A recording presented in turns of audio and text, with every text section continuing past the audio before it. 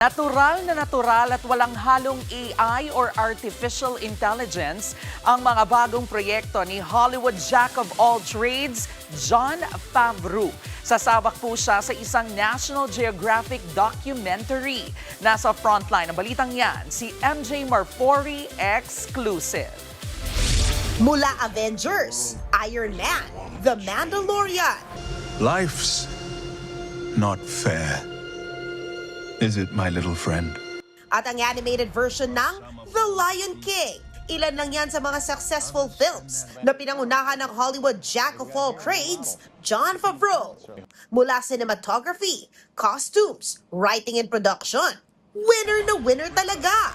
Pero etong matindi. This time, sasabak naman sa kakaibang proyekto si Favreau, ang hit Hulu at National Geographic documentary na Lion. Mahuhuyo nito ang mga produksyon na gawang AI o artificial intelligence. All natural kasi ang bagong programa ni Favreau, hindi manipulated by any major film enhancement. As a filmmaker, you have tremendous control over all aspects of the story in the editing room. Here, the only thing we could do is decide what lines to follow. We added music and we had the editing room. Everything else was as it was served to us from Mother Nature. Ayon pa nga kay Favreau, 4 years nilang sinubaybayan ng mga leon sa wildlife. Multitasking ang peg niya dahil sinabay niya ito sa mga proyekto niya sa Star Wars universe. O diba?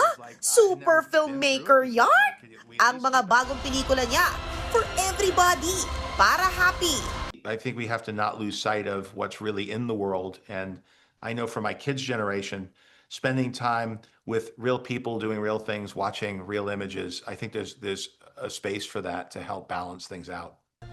Napapanood ang Lion sa Disney Plus Philippines. Nagbabalita mula sa Frontline. MJ Marfori, News 5. Mga kapatid, Jervy Wrightson po. Eto na nga. Para sa latest showbiz news at iba pang kay-alaman, mag-follow at mag-subscribe na sa social media pages ng News 5.